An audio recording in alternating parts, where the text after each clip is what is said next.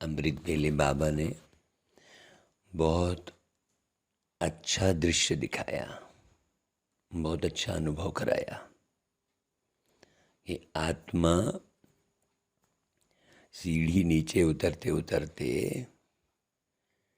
एक गोल गुफे में जाके फंस गई, गुफा में।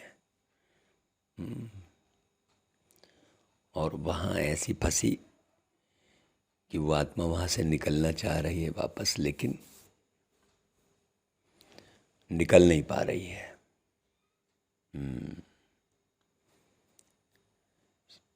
सीढ़ी जो है ऐसे नीचे की ओर जा रही है। तो बाबा ने बताया, देखो ऐसे ही मनुष्य आत्मा जो है शरीर के भान में आने के कारण नीचे गिरते गिरते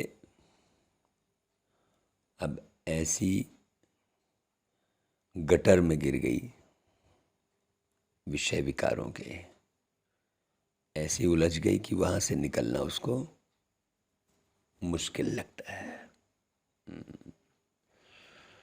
कितनी भी बाबा मुरली पढ़ाते सुनाते, लेकिन ऐसी गुफा में, विकारों की गुफा में मनुष्य फंस जाता है।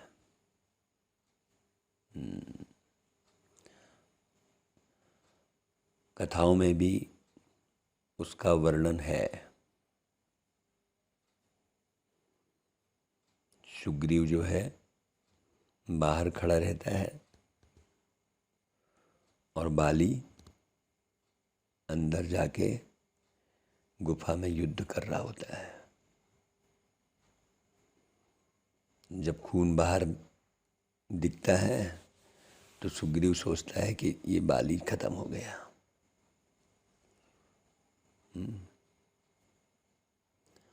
और जाके बाली का राजपाट करने लगता है।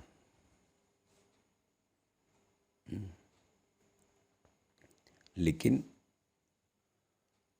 देखता है कि भाई बाद में वो बाली आ जाता है वापस और फिर सुग्रीव को मारता है। ये दिखाया है कथा में।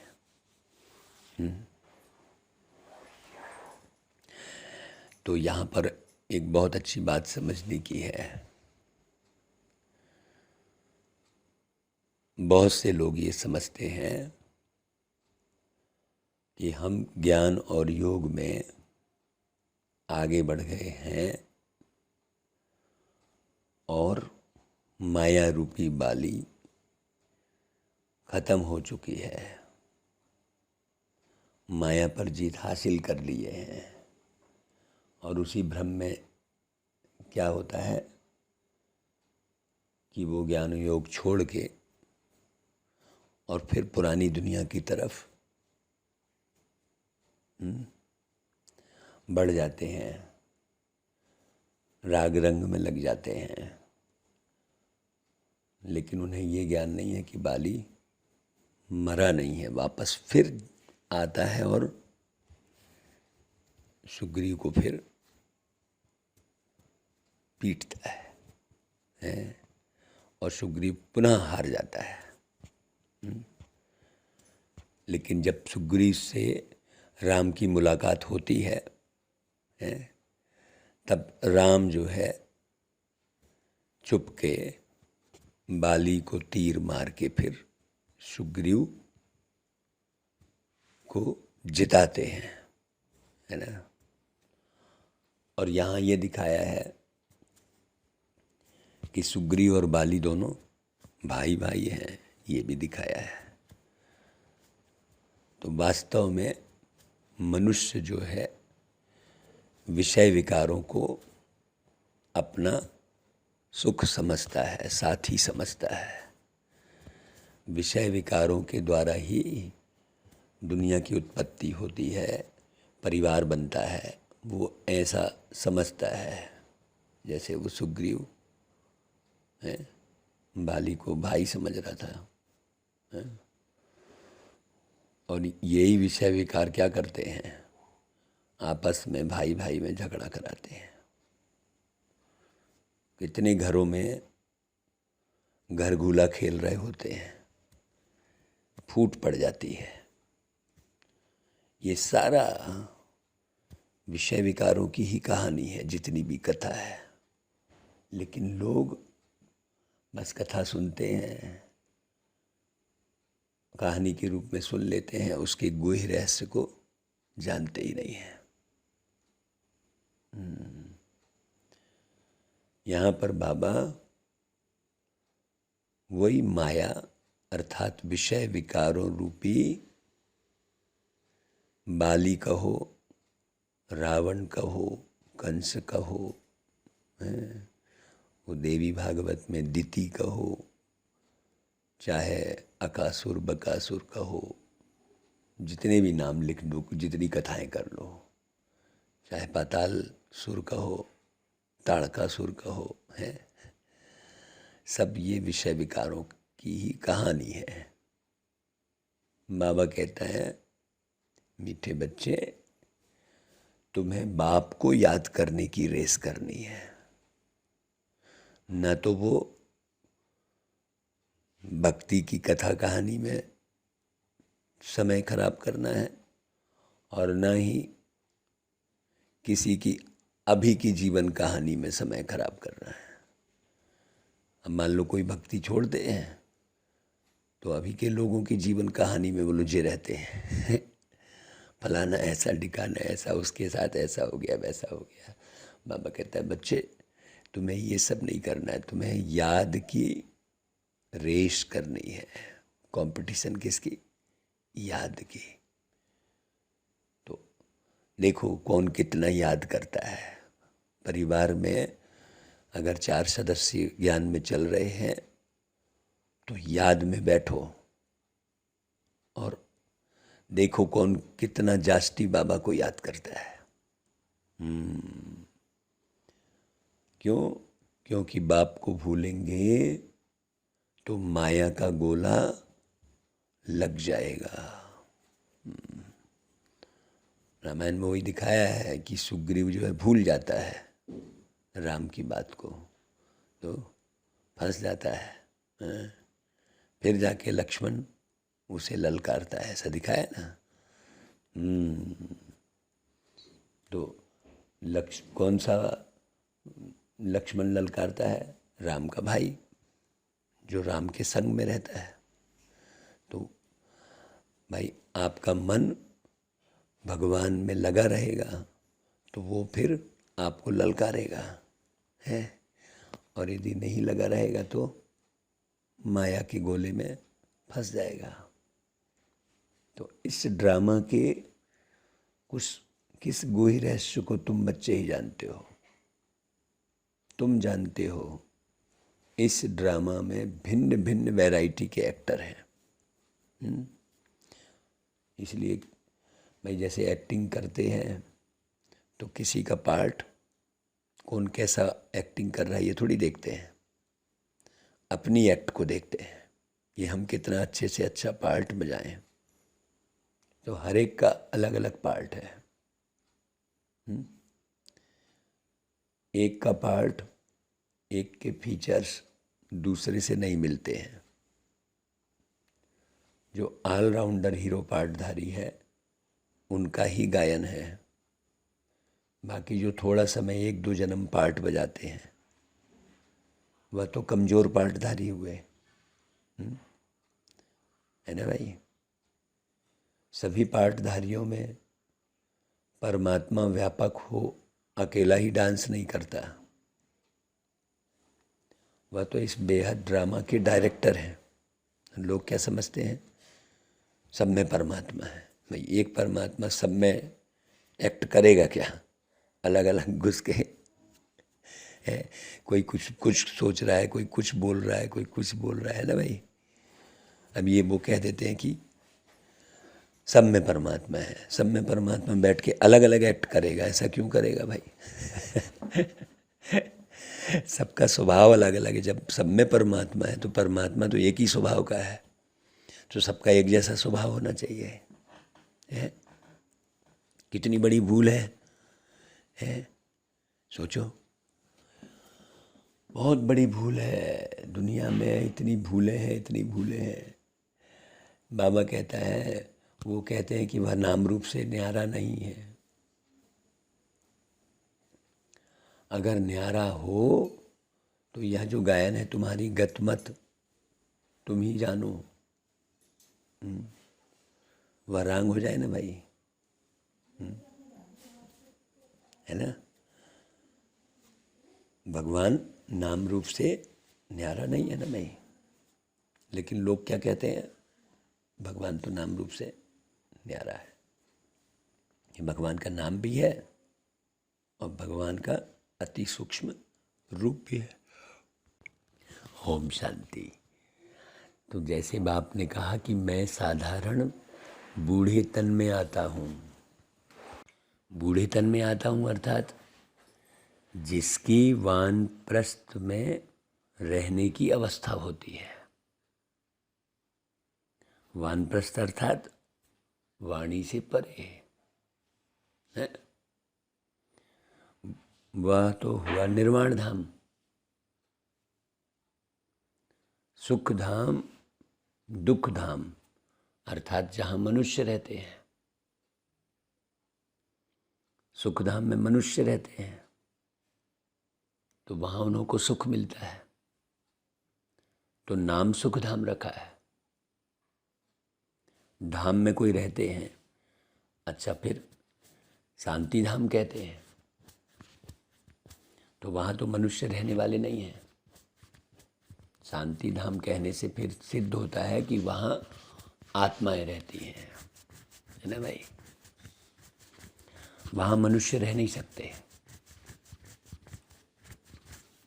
ऐसे नहीं कि मनुष्य सतयुग में बिल्कुल शांति में रहते हैं तो कोई गुफा में रहते हैं, है? वह मन को अमन कर देते हैं, है? नहीं, वहाँ तो है ही अद्वैत धर्म। द्वैत की बात नहीं। फिर जितने धर्म बढ़ते जाते तो द्वैत बढ़ता जाता है? विरोधाभास बढ़ता है ना भाई। जितने धर्म बढ़ते उतनी द्वैत बढ़ता है। भाषा अलग अलग हो जाती है तो समझ में नहीं आता। एक वस्तु के कई नाम हो जाते हैं जैसे भगवान के कई नाम कर देते, वैसे वस्तुओं के भी कई नाम करते तो समझ में ही नहीं आता है। एक ही भारत देश में एक ही वस्तु के कई नाम, तो समझ में नहीं आता कि क्या बोल रहा है ये, क्या चाहिए, कितना डिस्टरबेंस होता है ना। तो जहाँ द्वैत है वहाँ अशांति है। तो वानप्रस्थ उनको कहा जाता है निर्वाण धाम। अब तुम बच्चों को पता है कि हम आत्माओं को रहना निर्वाण धाम में होता है, उनको फिर मुक्ति धाम कहा जाता है। तो वहाँ शांति में तो सिर्फ आत्माएं रहती हैं। सुख धाम में तो शरीर भी है ना भाई। शरीर के साथ कभी शांति रह ही नहीं सकती। हठ योग प्राणायाम आदि चढ़ाकर 10-20 दिन व मास भी रहते हैं, परंतु कहाँ तक शांति में रहेंगे, है? मुक्ति जीवन मुक्ति में तो जा न सके। यह ड्रामा है ना भाई। इस समय सभी आत्माएं यहाँ कर्म क्षेत्र पर आ जानी चाहिए, क्योंकि नंबरवार आना है। तो आत्माएं भी नंबरवार है ना। कोई सतो प्रधान है, कोई सतो, रजो और तमो है। अभी क्या है, अभी दुनिया में तम है। तम है इसलिए गम है ना भाई। तम यानी अंधेरा। अंधेरा किस बात का? अज्ञानता का। तो जो पिछाड़ी में थोड़ा पार्ट बजाते हैं वह तो जैसे कमज़ोर आत्मा है ना, बिल्कुल थोड़ा पार्ट है। उनका इतना प्रभाव नहीं हो सकता, इतना गाए नहीं जाते हैं। जो करके 10-20 साल उनका नाम रोशन हो जाएगा, खत्म। किसी न किसी क्षेत्र में, बस बहुत अच्छे से समझना। और नारायण का तो नाम रोशन पूरा कब से लेकर कब तक है। आदि से लेकर अंत तक आज भी नारायण के मंदिर बनते हैं, कृष्ण जी के मंदिर बनते हैं। बहुत गहरी बात है। तो विचार करो कि कौन कौन गाए जाते हैं। ऊंचे से ऊंचे हैं भगवान, है भारत की ही बात है। दूसरी जगह किसका गायन करें? धर्म स्थापकों का। जैसे क्राइस्ट फिर पोप आते हैं, उनके भी चित्र हैं। गायन होता है जिन आत्माओं का, उनका भारी पार्ट है, थोड़ा बड़ा पार्ट है। तुम बच्चे सृष्टि के आदि मध्य अंत को जान गए हो। बात पूरी आत्माओं की है। देखो बाबा की एक एक लाइन है, पूरी आत्माओं की बात है। ड्रामा में कौन से फर्स्ट क्लास एक्टर्स हैं, ये जान रहे हैं ना भाई। हाँ, अखबार में भी डालते हैं तो मनुष्यों को खींच हो कि फलाने को देखें जाके। किसी के बारे में भी डालते हैं अखबार में, तो कोई को पता नहीं कि यह बेहद का 5000 वर्ष का ड्रामा है। इसमें कौन सबसे पहले आया ये ध्यान नहीं है किसी को, है ना भाई। विलायत वाले भी बहुत गपोड़े मारते हैं। हाँ, ये 5000 साल पुराना ये है, ऐसा है, कुछ भी गपोड़ा मारते हैं। सबसे जास्ती यहाँ वाले गपोड़ा मारते हैं। जो मन में आया सो गपशप करते रहते हैं। बहुत लोग बड़ी बड़ी सुनाते रहेंगे, मालूम पड़ता है कि हाँ ये झूठ बोल रहा है। हमको वो कृष्ण दिखा तो वहाँ पर कृष्ण आ गया। तुम्हारी बुद्धि में यह जरूर बैठना चाहिए कि बाप आकर हमको सारी नॉलेज देते हैं। मुख्य क्रिएटर, डायरेक्टर, प्रिंसिपल एक्टर कौन है? शिव बाबा। वही नॉलेजफुल, ब्लिसफुल है। हम शिव बाबा को एक्टर भी कह सकते हैं, है ना भाई। मनुष्य तो कहते कि वह कभी एक्ट करते ही नहीं, और फिर दुनिया भर के नाम लेके एक्ट भी दिखा रहे हैं। वह नाम रूप से न्यारे हैं ऐसा कहते हैं, और फिर ढेर सारे नाम भी बताए रहे हैं। दो दो तीन तीन बातें रहती है नहीं। फिर कहते हैं वह तो सर्वव्यापी है। लो तो क्या भाई एक ही एक्टर है जो सब में डांस करता है? सब अलग अलग तरीके से डांस करते हैं, तो एक ही एक्टर थोड़ी करेगा भाई। नहीं, या तो हर एक की एक्ट भिन्न भिन्न है, एक न मिले दूसरे से। कितने अनेक मनुष्य हैं, एक के फीचर्स दूसरे से मिल नहीं सकते। मान लो एक डांसर है, वो 20 लोगों को एक सा डांस सिखा रहा है, बराबर। तो वो एक म्यूज़िक पर एक से डांस कर रहे हैं, पूरा एक जैसा, लेकिन चेहरे तो सबके अलग अलग है, भाव तो सबके अलग अलग है। एक जैसे भाव थोड़ी लाएगा वो, हाथ पैर हिला लेगा एक जैसा। है ना भाई। बहुत गहरी बात समझने की है। कितने अनेक मनुष्य हैं। बच्चे जानते हैं कि यह वर्ल्ड ड्रामा हूबहू रिपीट होता रहता है।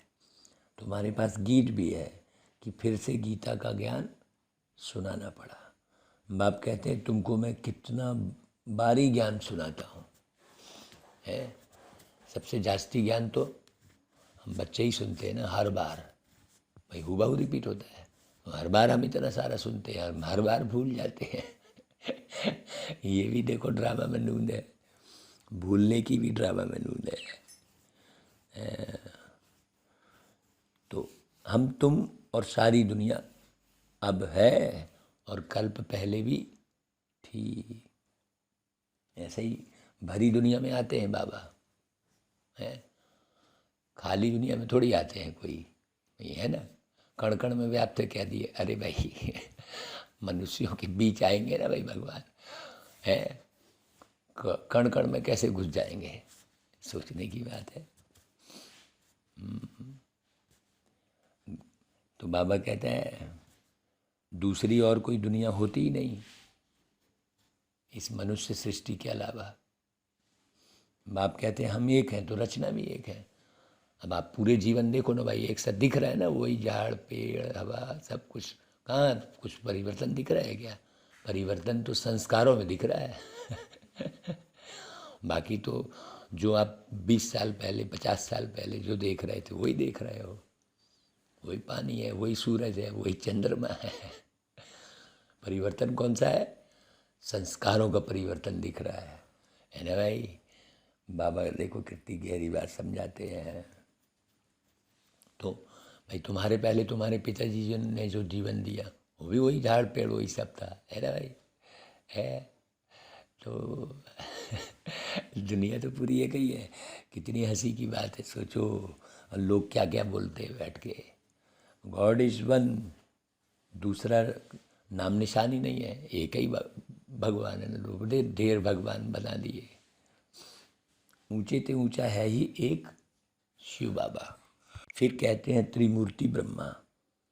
अब त्रिमूर्ति में ब्रह्मा को जास्ती रखते हैं, त्रिमूर्ति शंकर नहीं कहेंगे। तो गाया भी जाता है देव देव महादेव, ऐसा कह देते हैं। पहले ब्रह्मा आते हैं।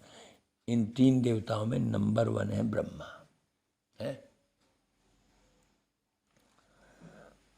तो ब्रह्मा को ही गुरु कहते हैं। त्रिमूर्ति में मुख्य है ब्रह्मा, इसलिए ब्रह्मा विष्णु महेश कहते हैं। सबसे पहला नंबर किसका आता है? ब्रह्मा का, है ना भाई। हाँ, अब यहाँ पर बड़ी समझने की बात है। ब्रह्मा के माध्यम से शिव बाबा का ज्ञान सुन के विष से मुक्त हो जाते हैं, तो फिर विष्णु है। जब विष से मुक्त हो जाते हैं तो एक भी शंका नहीं रह जाती, तो फिर शंकर। तो विष्णु और शंकर क्या है? सूक्ष्म है, और ब्रह्मा बिल्कुल साकार में है भाई। बड़ी गहरी बात समझने की है। तो बाबा कहते हैं वह सूक्ष्म वचन वासी तो संपूर्ण ब्रह्मा, फीचर तो एक जैसे ही है। तो ऊंच ते ऊंच हुआ शिव बाबा सभी का बाबा। फिर गाया जाता है ग्रेट ग्रेट ग्रैंडफादर, जिससे मनुष्य सृष्टि रूपी सिजरा निकलता है ना भाई। हाँ, यह मनुष्य सृष्टि रूपी झाड़ है। तो पहले पहले एडम अर्थात आदिदेव, आदिदेव उनसे फिर रचना रचते हैं, इसलिए ब्रह्म देवाय नमः कहते हैं। परंतु ब्रह्मा कुमार कुमारी कोई सब थोड़े ही बनते हैं। जो ब्राह्मण बनते हैं वह फिर देवता बनते हैं, यह पढ़ाई है। तो यज्ञ में चाहिए भी ब्राह्मण, वो निशानी है ना भाई। यज्ञ ब्राह्मण ही यज्ञ कराता। वह ब्राह्मण लोग मटेरियल यज्ञ रचने वाले हैं। अब देखो, जब से बाबा आए उसके बाद कोई भी जाति के लोग यज्ञ करने लग गए, करते हैं ना अब, हैं ब्राह्मण क्या कोई भी लोग अब यज्ञ करने की, वो मटेरियल यज्ञ भी कोई भी कर रहा है। तो बाबा के ज्ञान यज्ञ में जाति धर्म वाली कोई बात ही नहीं है। ज्ञान को हर कोई सुन सकता है भाई। मटेरियल यज्ञ के लिए खींचातानी है कि ब्राह्मण यज्ञ करते थे, अब शूद्र क्यों करने लग गए ऐसा। अब शूद्र जाति के आधार पर कह दिए, जबकि वो अब आजकल तो अच्छे अच्छे लोग जो है कर्म भ्रष्ट धर्म भ्रष्ट हो गए, ऊंची जाति वाले, और जो जिनको नीची जाति के समझ रहे थे वो बढ़िया श्रेष्ठ हो गए। सोचो, तो तुम्हारा यज्ञ है रूहानी, उनका यज्ञ तो कुछ समय चलता है, फिर पिछाड़ी में आहुति डाल देते हैं सारा। थोड़ा समय चलाया, हो गया, तेल घृत आदि सब। और यह तो बड़ा भारी यज्ञ है, इसमें सारी दुनिया पूर्ण आहुति स्वाहा हो जानी है। सतयुग त्रेता में कभी यज्ञ तो होता ही नहीं। वह यज्ञ रचते हैं उपद्रव मिटाने के लिए, और उपद्रव कहाँ से शुरू होते हैं? द्वापर से। द्वापर मतलब 2 राह पर जब भटक जाते हैं। तो बाप कहते हैं इस यज्ञ के बाद फिर आधा कल्प कोई यज्ञ होता ही नहीं। जो बाबा आते हैं तो बड़ा यज्ञ रचते हैं, उसके बाद फिर कहीं यज्ञ सबको समझ में आ जाएगा धीरे धीरे करके, अरे कोई नहीं करेगा फिर सही बात है यार, बोलेगा हम ये व्यर्थ में किए जा रहे हैं, धीरे धीरे सबको समझ में आ जाएगा ना भाई, है ना। जिसको नहीं समझ में आता है वो डरे रहते हैं, वो सोचते हैं नहीं यार हम भी करें हम। जिसको समझ में पूरा आ गया वो हर बात से फारिग हो गया। उसको फिर कोई कष्ट जो है कष्ट नज़र नहीं आएगा। वो समझ जाएगा कि ये मेरे कर्मों का फल है, इसको इस तरीके से नहीं जीता जा सकता, नहीं बचा जा सकता। इस तरीके से जो तरीका अपना रहे हैं, किस तरीके से बचा जा सकता है भाई? कर्म का फल किसके द्वारा मिलता है? आत्माओं के द्वारा ही। आप किसी का दिल दुखा दोगे तो वो भी आपका दिल दुखाएगा ही दुखाएगा, और आप दिल दुखा के भूल गए और वो नहीं भूला आप अपने कर्म भूल गए और जिसने आपके द्वारा कष्ट सहा वो नहीं भूला, तो वो क्या करेगा? वो बदला तो लेगा ना भाई। तो वही कर्म का फल हो गया। अब आप तो भूले हुए, तो आपको लग रहा है यार ये क्यों मेरे को तंग कर रहा है अब आप यज्ञ हवन कर रहे हो, तो यज्ञ हवन से थोड़ी होगा भाई। आप जिससे आपने गड़बड़ किया है उससे माफ़ी मांगोगे, उसके साथ प्रेम व्यवहार करोगे, जिससे धन लिया उसको वापस लौटाओगे, है ना भाई। कर्म श्रेष्ठ करोगे तो आप कष्टों से बचोगे। यज्ञ हवन करने से थोड़ी कष्टों से बच जाओगे।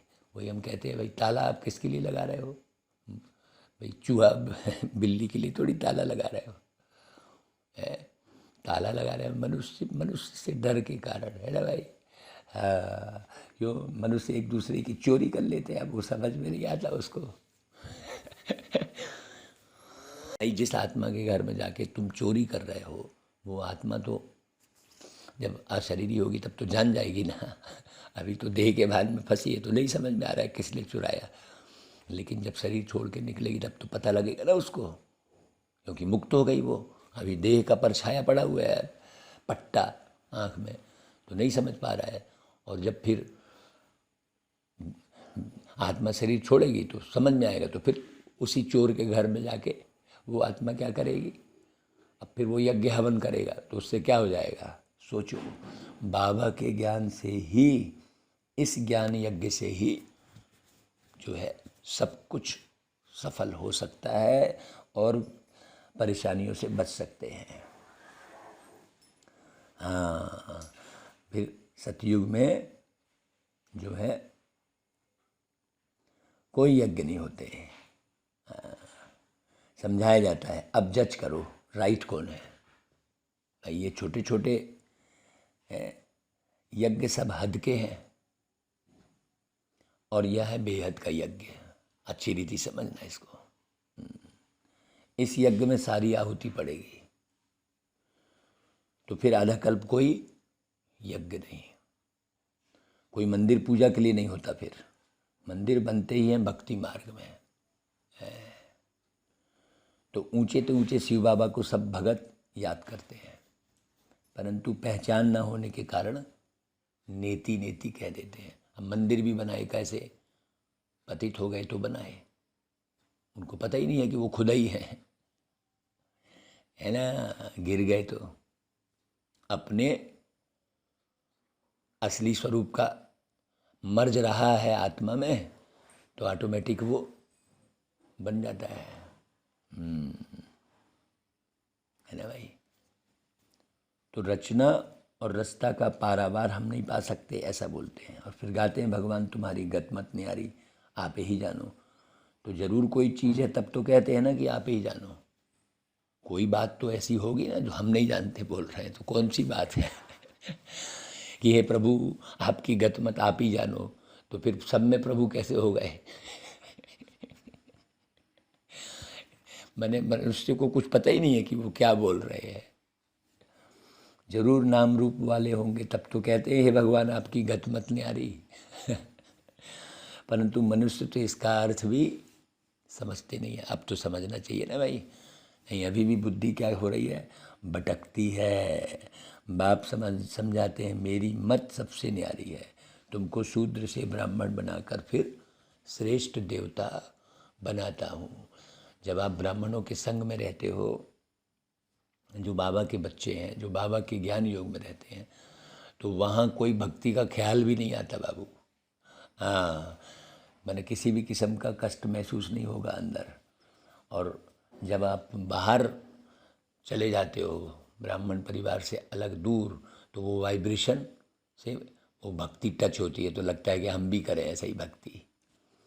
बहुत अच्छे समझना, वाइब्रेशन का बहुत फ़र्क पड़ता है। इसलिए बाबा कहता है कि बच्चे तुम कोशिश करके ब्राह्मण परिवार के बीच में ज़्यादा से ज़्यादा रहो। बाप समझाते हैं मेरी मत सबसे न्यारी है, मतलब बाबा कहते हैं मैं नाम रूप से न्यारा नहीं हूँ, मेरी मत न्यारी है ना भाई, ये समझने की ज़रूरत है। तुमको शूद्र से ब्राह्मण बनाकर फिर श्रेष्ठ देवता बनाता हूँ, जीवन मुक्ति दाता हूँ। बाबा कहते हैं मैं सर्व का लिबरेटर हूँ। ऐसे ऐसे शब्द कोई बोलेगा क्या है? कलयुग पूरा हो फिर सतयुग होता है, सतयुग में दुख की बात तो होती ही नहीं। बाप अब दुख से लिबरेट करते हैं, बाकी सब शांति धाम में चले जाएंगे। कलयुग के अंत में ही लिबरेटर आते हैं, आकर नर्क को स्वर्ग बनाते हैं। यहाँ तो बहुत दुख है, इनको स्वर्ग नहीं कह सकते। पुरानी दुनिया को नई दुनिया थोड़ी ही कहेंगे भाई, पुराने मकान को नया मकान थोड़ी कहेंगे, हैं? पुराने कपड़े को नया कपड़ा थोड़ी कहेंगे ना, वो नया नई की कीमत में बिकेगा भी नहीं, वो तुम ढूंढते रह जाओ। सोचो, नई दुनिया में है लक्ष्मी नारायण का राज्य, पुरानी दुनिया में क्या लगा पड़ा है देखो। यह फिर नई दुनिया बनती है, ऊंचे तो ऊंच बाबा ही आकर पुरानी दुनिया से नई दुनिया बनाते हैं। भाई पुराने मकान में ढेर कबाड़ पड़ा रहेगा, फिर नए मकान में जाओगे तो क्या सोचोगे कि नहीं यार ये कबाड़ अबाड़ हम सब कुछ नहीं ले जाएंगे, मैं नए मकान में तो बस थोड़ा सा रहेगा सामान, ऐसा। फिर धीरे धीरे क्या होता है, फिर वो नए मकान में भी कबाड़ भरते ही चला जाता है। क्योंकि भाई कोई ना कोई सामान पुराना रहता है, ना उसको बाहर फेंकते ना उसको यूज करते, पड़ा रहता है वो। ऐसा ही है इस दुनिया में, ढेर कबाड़ है? मन में भी ढेर कबाड़ भरा पड़ा है। तो या फिर नई दुनिया बनती है, तो ऊंचे से ऊंच बाबा ही आकर पुरानी से नहीं बनाते हैं। सूक्ष्म तनवासी ब्रह्मा विष्णु शंकर को देवता कहते हैं। ऐसे कहाँ भी लिखा हुआ नहीं है कि प्रजापिता ब्रह्मा सूक्ष्म तनवासी है। सूक्ष्म तन में तो थोड़ी ही प्रजा होती है, प्रजापिता ब्रह्मा तो जरूर यहाँ ही चाहिए ना। तो ऊँचते ऊँच शिव बाबा फिर सेकंड नंबर में है ब्रह्मा। तो शिव बाबा इन ब्रह्मा द्वारा बैठ सर्विस करते हैं, ब्राह्मणों को देवता बनाते हैं। यह तो है ही पाप आत्माओं की दुनिया, रावण राज्य है। यहाँ पर बुद्धि लगाने से कोई फ़ायदा नहीं है, जब है ही पूरा है तो ये ऐसा है वो वैसा बोलने की ज़रूरत ही नहीं। जब है ही पूरे सब खराब तो फिर पार्टिकुलर किसी में फंसने की ज़रूरत थोड़ी है भाई, या दुखी होने की ज़रूरत ही नहीं है, है कि नहीं भाई? भाई जैसे मान लो खूब गर्मी पड़ती है तो फिर चुपचाप सहते हैं, लाइट गोल हो गई क्या करेंगे, अब गर्मी छो है तो फिर थोड़ी हाय हाय करते बैठे रहेंगे, चुपचाप सहेंगे भाई। कब तक हाय हाय करोगे, करके भी क्या कर लोगे हाय हाय, है? वो हाय हाय करने से गर्मी तो ख़त्म नहीं हो जाएगी। जब लाइट आएगी तभी फिर पंखा चलेगा तो गर्मी ख़त्म होगी। अब लाइट ही नहीं है, वैसा ही है, ज्ञान का प्रकाश नहीं है तो हाय हाय करते हैं। हाँ है ना भाई, बहुत अच्छे से समझने की ज़रूरत है। तो जो कुछ करते हैं, ये रावण दुनिया है, तो जो कुछ करते हैं उनसे मनुष्यों के पाप ही होते हैं। क्यों, भ्रष्टाचारियों से ही लेन देन होगी। भ्रष्टाचार शुरू होता है कहाँ से, द्वापर युग से, और फिर वो भ्रष्टाचार बढ़ता चला जाता है ले भाई। फिर अंत में बाप आकर महान श्रेष्ठाचारी बनाते हैं। कला कमती होने में 5000 वर्ष लगते हैं। जो श्रेष्ठ थे, श्रेष्ठ देवता थे, वही फिर नीचे उतरते हैं। वही अमृत बेले हमने कहा ना, अनुभव कराया बाबा ने, सीढ़ी से नीचे उतरते उतरते। हाँ, जाके एक जो है वो गुफा जैसी थी, वैसे उसमें जाके फिर हम उधर उधर से निकलने की कोशिश कर रहे हैं तो वो चुंबक की तरह खींचे पकड़ा है। तो बाबा कहते हैं अंत में बाप महान श्रेष्ठाचार्य बनाते हैं। जो श्रेष्ठ थे श्रेष्ठ देता थे फिर नीचे उतरते। यह खेल ही ऐसा है। कितना अच्छी रीति बाप बैठ समझाते हैं। इस खेल को समझो अच्छे से। है खेल में तो व्यक्ति आनंद ही लेगा ना। भाई एक व्यक्ति गेंद फेंकेगा तो दूसरा उसको बैट से और दूर फेंकेगा तो तीसरा उसको लेने जाएगा। तो ऐसा थोड़ी तुम इतनी दूर क्यों फेंक दे रहे हो भाई। फेंकने का खेल ही है। गेंद को वो क्रिकेट खेलते हैं ना, वो तीन डंडा को गिराने का ही खेल है। गिराएगा तो वो हार गया बैट्समैन। आप कहेंगे क्यों तुमने भैया गेंद मार के मेरे स्टंप को क्यों गिरा दिया। ऐसे थोड़ी है, वो क्यों वाला कहीं रोल ही नहीं है। सबके खेल का सिस्टम समझ लिया, खेल का सिस्टम समझ लिया तो फिर क्यों और वाला रोल और दुखी होने वाला कोई रोल ही नहीं है कि नहीं भाई। तो इसको अच्छी रीति समझना है। ये खेल है। जो अच्छी रीति इस खेल को समझेगा वो सदा प्रसन्न रहेगा। वो हंसता ही रहेगा अंदर से। तो बाबा कितना अच्छी रीति समझाते हैं। कोई बैठ समझे तो अच्छी तरह से समझ सकते हैं, बैठ के समझे तब तो। जैसे पहले बाबा कहते कि कराची में भट्टी में पड़े समझने के लिए आते थे।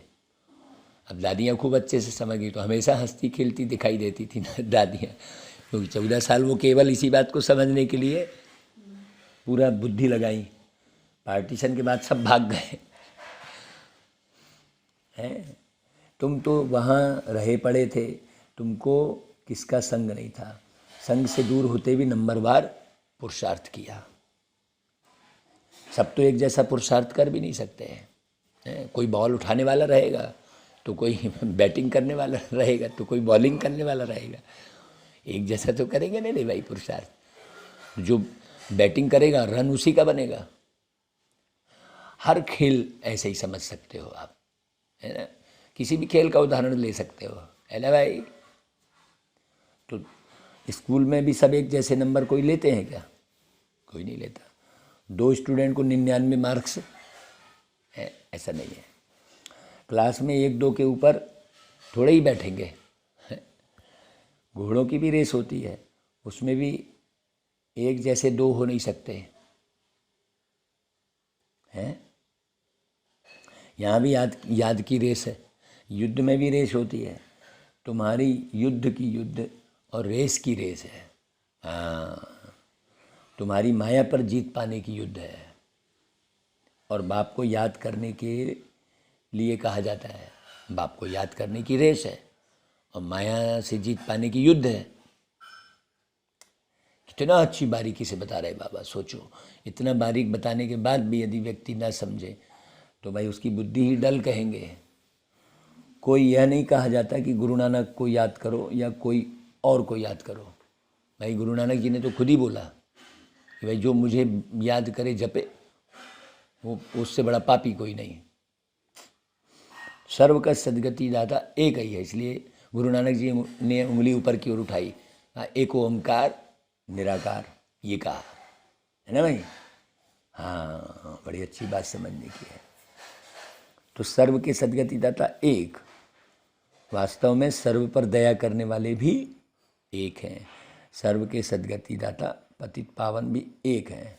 उन्होंने अपने ऊपर नाम रखाया है तो झूठा हुआ ना भाई। सर्व को सुख देने वाले एक ही है। सुख धाम में भी बाप ही ले जाते हैं। ये ले जा रहे हैं ना बाबा सुख धाम की ओर, रोज पढ़ा के।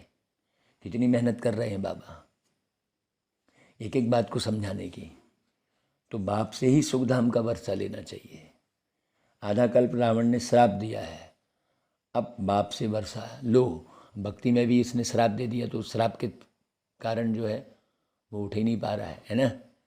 ऐसा दिखाया है। यह तो है ही पाप आत्माओं की दुनिया, देवताओं की है पुण्य आत्माओं की दुनिया। पाप की दुनिया में पुण्य होता ही नहीं है। या तो गपोड़ा मारते हैं कि फलाना मरा स्वर्गवासी हुआ। बताओ भाई, अरे स्वर्ग है ही नहीं तो फिर वो स्वर्ग में जन्म कैसे मिलेगा जब है ही नहीं वो तो अपने समय पर स्वर्ग आएगा ना। यह भी समझने वाला समझे। समझने के लिए कोई यहाँ बैठना नहीं है,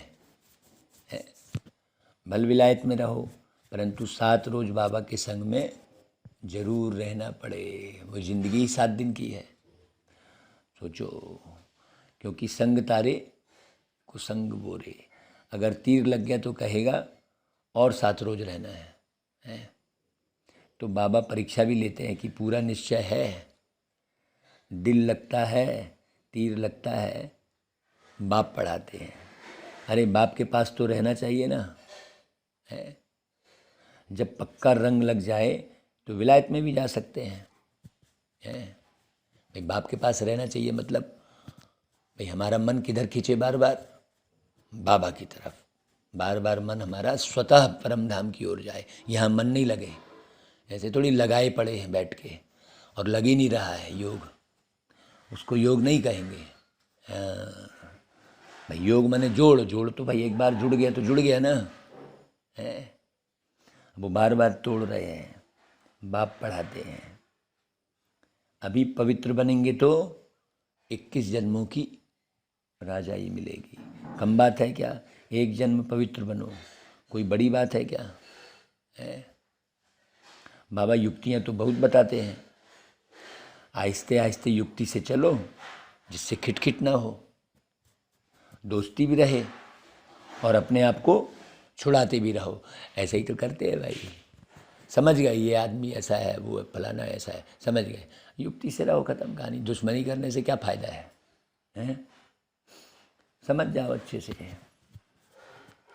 बाबा रांझू रमज बाज है, तो रमज यानी युक्ति बताते हैं, ऐसे ऐसे करो। बहुत बच्चियां भू भू करके पति को भी ले आती हैं, फिर पति स्त्री के चरणों में गिरते हैं कि इसने तो मुझे बचा लिया। जब समझ में आता है उसको तो कि वह ब्राह्मण तो विकार का हथियाला बंधवाते हैं, शादी करवाते हैं। तो यहाँ ब्रह्मा और ब्राह्मण हथियाला बांधते हैं किसका? पवित्रता का। ये गहराई जब तक नहीं समझेगी आत्मा, तब तक वो कुछ ना कुछ गलती, कहीं आँख डुबोएगी तो कहीं कान लगाएगी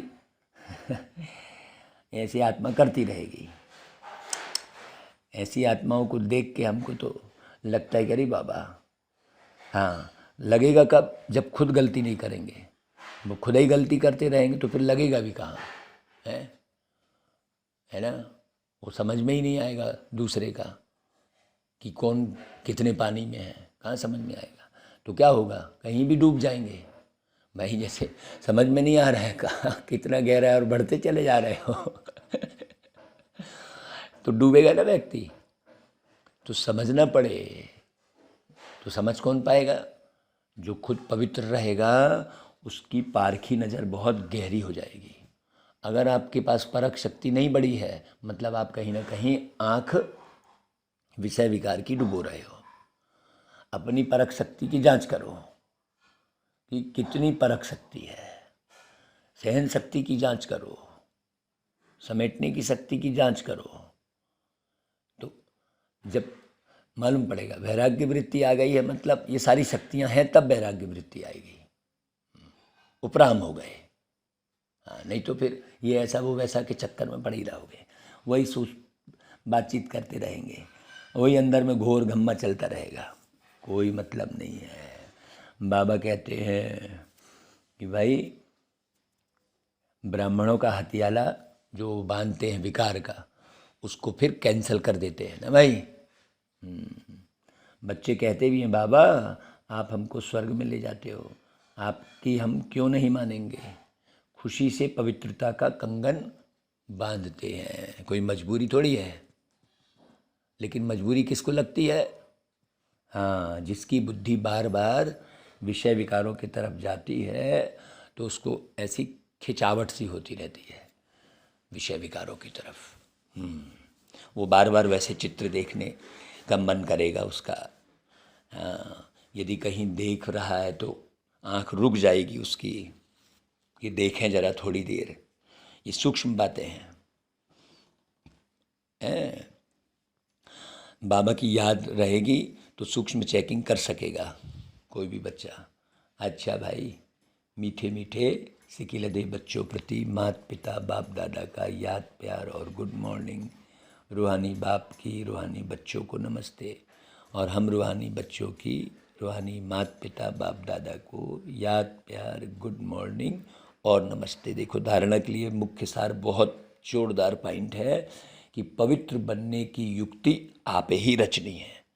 भाई, आप सरकमस्टांस पहचानो, व्यक्ति को पहचानो और उस हिसाब से युक्ति रचो। 21 जन्मों की राजाई के लिए पवित्रता की प्रतिज्ञा करनी है। जिसने थोड़ा भी पवित्रता का व्रत तोड़ा है ना, वो गया काम से। किसी भी रूप में तोड़ा, चाहे वो अंदर की सोच में तोड़ा, चाहे दृष्टि में तोड़ा, किसी भी रूप में तोड़ा, चाहे सुनने में तोड़ा। अच्छा भाई, दूसरी पॉइंट, श्रेष्ठ से श्रेष्ठ बनने के लिए श्रेष्ठाचार्यों से ही लेन देन करनी है।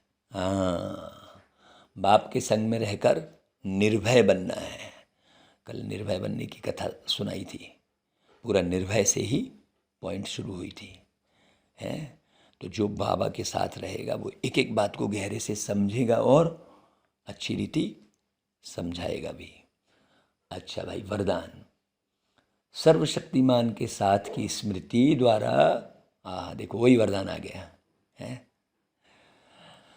सर्वशक्तिमान के साथ की स्मृति द्वारा सदा सफलता का अनुभव करने वाले कंबाइंड रूपधारी भाव।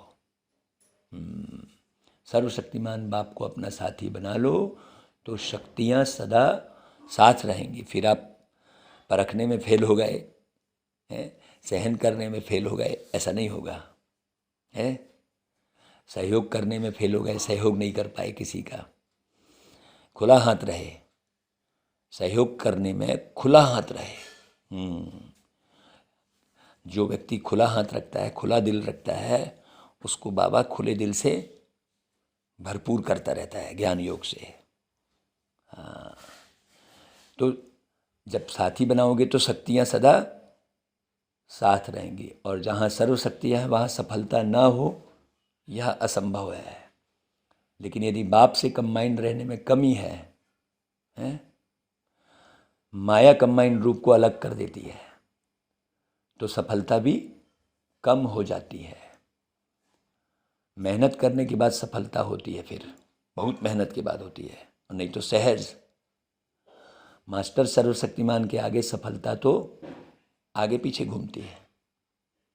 अच्छा भाई, स्लोगन, सबकी दुआएं लेनी है तो हाजी करते हुए सहयोग का हाथ बढ़ाते चलो। देखो, वही पॉइंट आ गया स्लोगन में भी, है ना भाई, बड़ी गहरी बात है। अच्छा भाई, ओम शांति।